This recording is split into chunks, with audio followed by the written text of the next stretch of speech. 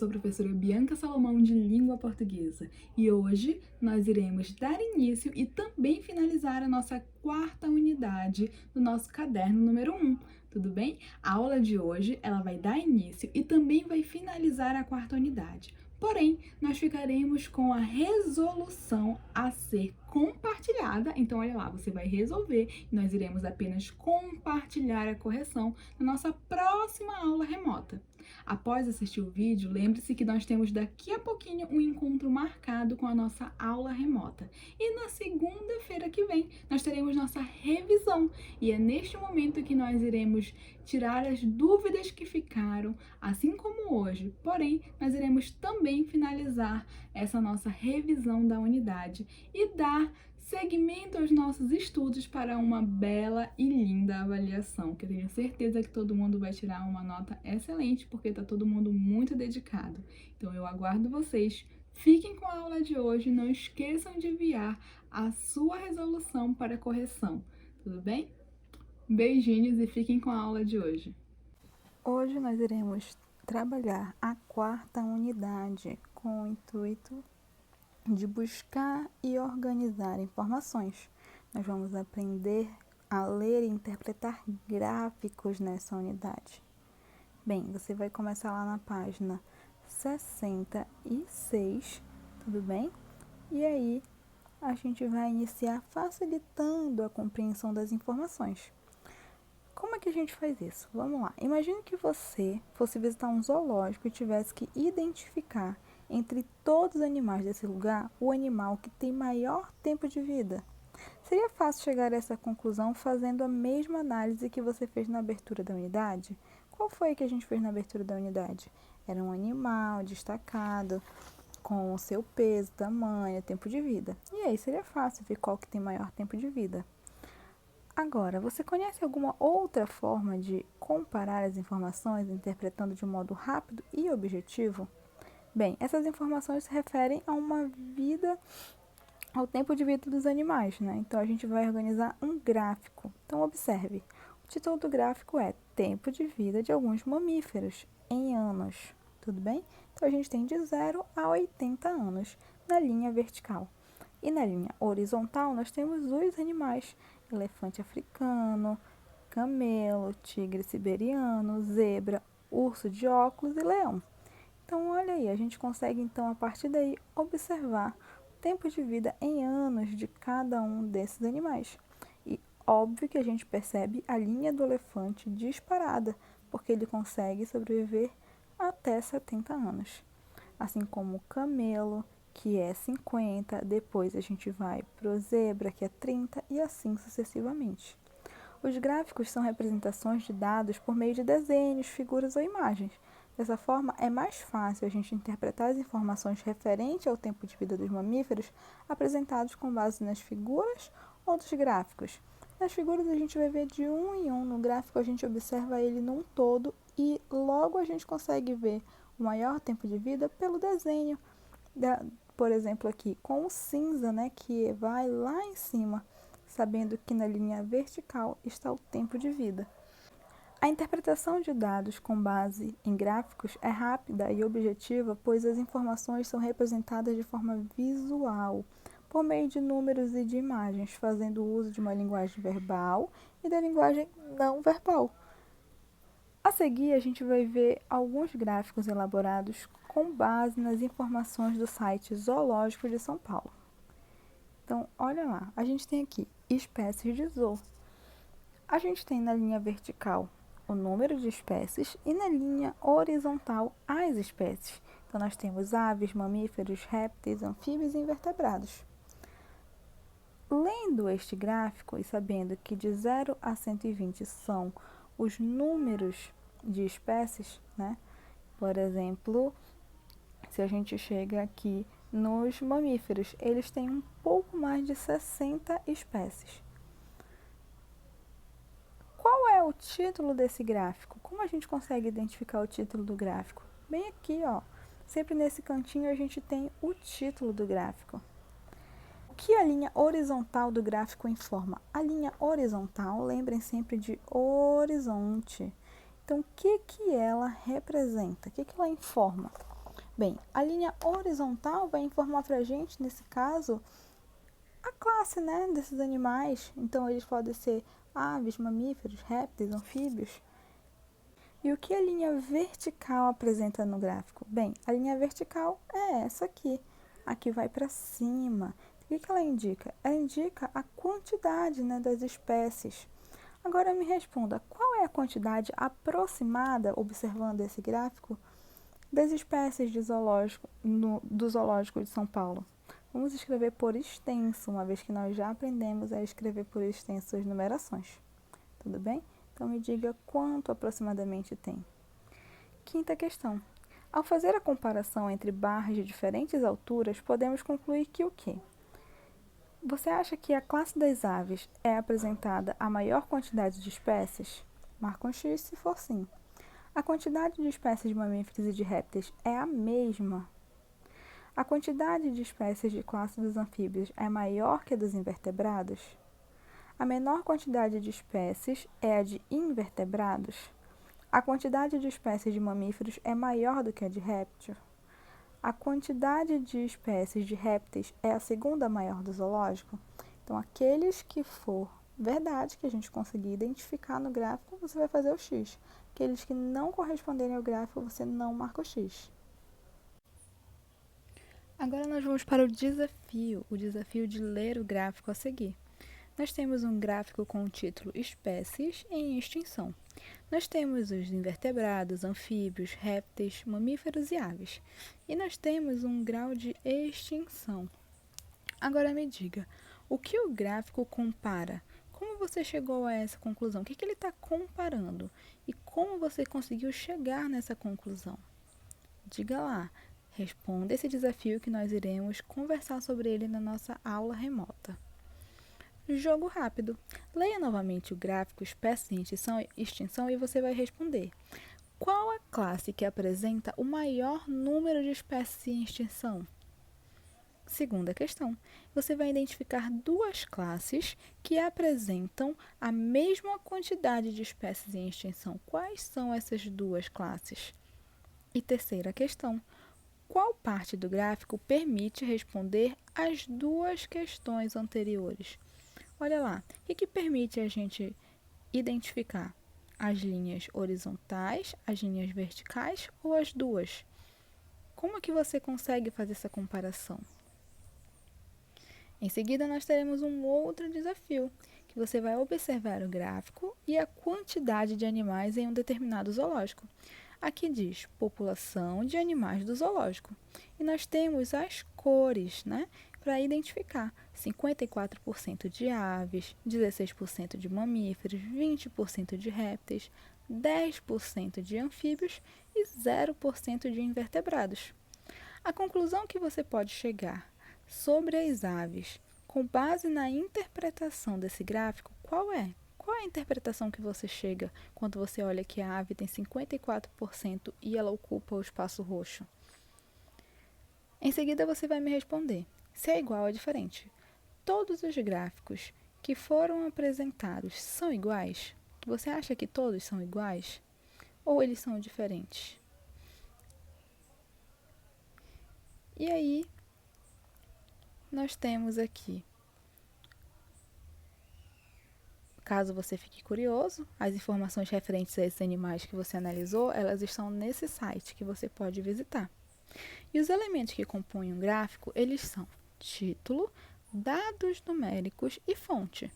Todo gráfico que nós visualizamos, eles têm uma fonte. E ele ficou até dando para você aqui, que é Zoológico de São Paulo, é a fonte desses gráficos. O título ele é a frase curta e chamativa relacionada ao conteúdo que vai falar esse gráfico. Os dados numéricos são aqueles que organizam o gráfico, né? E a fonte é o responsável de onde essa informação veio. É onde a gente acaba verificando. Então, você vai voltar no gráfico que a gente interpretou e vai identificar cada um deles. Então, olha lá. Agora que você vai associar os tipos de gráficos às suas funções.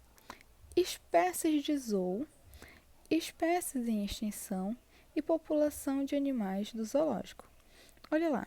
quais desses gráficos é cada um desses? Qual desses gráficos é o gráfico pizza? Aquele que é usado para comparar as partes, que parece uma pizza dividida em várias partes. Qual desses é o gráfico de coluna, que é aquele utilizado para a quantidade na vertical? Então, quando a quantidade estiver na vertical, ele é de coluna. Agora, tem o gráfico de barra, que é quando a gente usa para comparar a quantidade na horizontal. Então, qual desses que a gente visualizou, você pode voltar às páginas e marcar qual é o 2, qual é o 3, qual é o 1. Agora nós vamos para o nosso momento de gramática. Nós falaremos sobre locução adverbial. Bem, locução adverbial, na unidade anterior a gente viu que era advérbio, certo? Que são palavras invariáveis, que se relacionam principalmente ao verbo, nas circunstâncias. Então a gente viu que tinha de modo, de negação, de intensidade, de lugar. E aí, às vezes, as circunstâncias em que ocorre a ação verbal, a gente se expressa elas por duas ou mais palavras, com valor de advérbio também. E esse conjunto a gente chama de locução adverbial, porque é mais de uma palavra. Veja, nós temos aqui: o Zoológico de São Paulo abriu suas portas em 1958. Espécies nativas da Mata Atlântica também são abrigadas no Zoológico de São Paulo. Agora me responda: quando o Zoológico de São Paulo abriu suas portas? Onde são abrigadas as espécies nativas da mata? Então, se a gente volta, a gente consegue perceber que ele abriu suas portas em 1958 e que essas espécies são abrigadas no Zoológico de São Paulo. Então, essas expressões que a gente utilizou para responder em 1958 e no Zoológico de São Paulo, elas indicam circunstância, né? O lugar, então o tempo, né? Então, a locução adverbial, ela vai classificar, assim como os advérbios, esse acordo de circunstância. Quando a gente fala em 1958, a gente fala de tempo. E a gente tem uma locução porque a gente tem a palavra em e a numeração. Então, a gente tem uma locução adverbial de tempo. Quando a gente fala no Zoológico de São Paulo, a gente tem a questão do lugar. Então, a gente tem uma locução adverbial de lugar, porque a gente tem mais de uma palavra referindo-se a esse lugar. Agora a gente vai ver nesse quadro as principais locuções adverbiais e circunstâncias que elas expressam, tudo bem? Então a gente tem de lugar, ao lado, de perto, à direita, de tempo, à noite, às vezes, de manhã, de modo, às pressas, às escondidas, intensidade, em demasia, por completo, negação, de modo nenhum, de forma alguma, afirmação, com certeza, sem dúvida, e dúvida, quem sabe? Então, todos esses, se vocês repararem, têm mais de uma palavra. Por isso, eles se tornam uma locução adverbial. Tudo bem? Mas assim como um advérbio, isso é uma introdução. Nós vamos falar um pouco mais sobre isso na nossa aula remota. Agora, sobre o momento de ortografia. Bem, o uso de cima e embaixo. No site do Zoológico de São Paulo, você pode obter informações sobre diversas espécies, como o habitat, os hábitos alimentares, a reprodução e etc.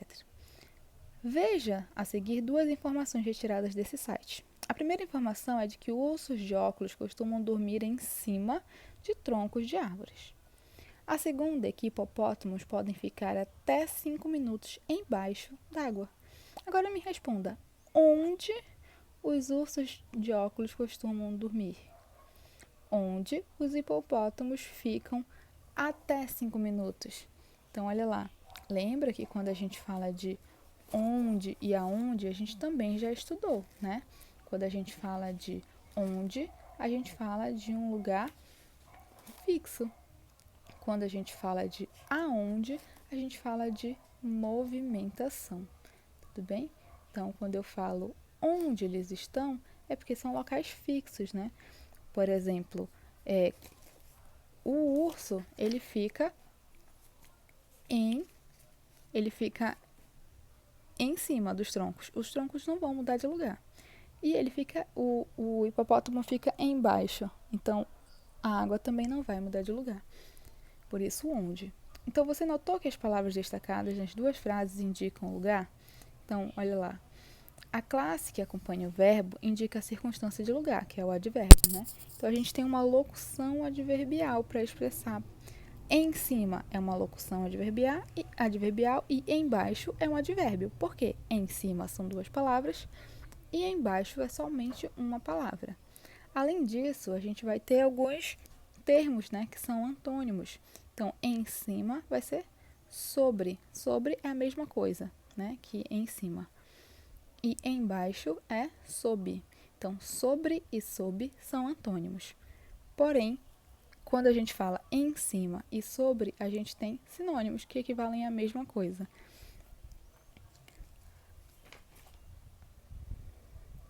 Agora a gente vai aprender a usar o menos e o meio. Imagine que o zoológico lançou uma campanha para atrair um público e ele divulgou esse anúncio bem aqui. Zoológico. Sobre horários, animais, eventos, promoções. Agendando sua visita em nosso site, você paga menos e se diverte mais. É isso mesmo. Você adquire 2 meias entradas e ganha mais 2. Promoção para pagamento na bilheteria até meio-dia. Se depois de um dia de passeio você sentir meio faminto, aproveite as lanchonetes e os quiosques que oferecem diversas opções de alimentação. Então, olha lá, essa é a campanha. Nesse texto, aparece na tela do computador que a gente percebeu as palavras utilizadas foram meio, meias e menos. Para usar essas palavras de forma correta, a gente vai ver algumas regras que existem. Primeira, menos funciona sempre como advérbio.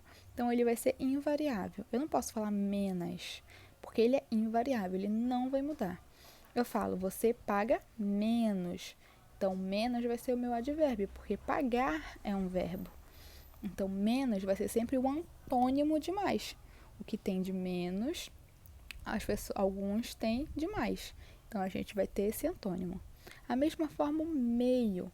Meio pode funcionar como adjetivo, mas nesse caso ele vai concordar com o substantivo. Então, ele é variável, porque eu posso falar meio, no sentido de metade. Então, eu posso falar, comprei 2 meias entradas. Então, olha aí como eu variei. De meio virou meia, porque eu estou falando de entradas. Mas eu posso falar meio dia. Então, a gente tem variação de masculino e feminino. O terceiro ponto é o meio, que também vai funcionar como advérbio, de modo invariável. Não posso falar estou meia faminta, estou meio faminto. Ou meio faminta. Então, nesse caso, o meio, ele não vai variar, porque ele está com o sinônimo de um pouco, né? Estou um pouco faminta, mesmo que eu seja no feminino, vou falar meio faminta, porque é um pouco faminta. Vamos ver se a gente está conseguindo compreender aqui no nosso jogo rápido, onde você vai classificar as palavras destacadas nas frases a seguir em adjetivo ou advérbio. Como a gente vai fazer isso? A gente vai ver se ele está caracterizando a palavra anterior ou se ele está vindo referente ao verbo. Por exemplo, quando eu falo, alguém deixou a jaula do leão meio aberta. Meio. O que está meio? Ela está meio aberta. Então, olha lá, meio aberta. Quando eu falo de deixou meio aberta, eu falo de deixar, que é um verbo. Por isso, ele vai ser advérbio, meio aberta. Deixou meio aberta. Então, ele vai ser advérbio. Já no comi meia pizza depois do passeio, olha, eu comi uma pizza inteira ou comi meia? Meia. Nesse caso, ele está caracterizando quantidade de pizza. Por isso, ele vai ser adjetivo. Vamos mais uma para ver se a gente consegue compreender? Ele diz assim, mamíferos adultos de algumas espécies têm menos pelo. Olha lá, tem. Do verbo ter. Tem o quê? Tem menos pelo. Se está referente ao verbo, né, ter, então ele vai ser advérbio. E assim você vai completar o que é advérbio e o que é verbo. Nós não vamos fazer a produção textual, tudo bem?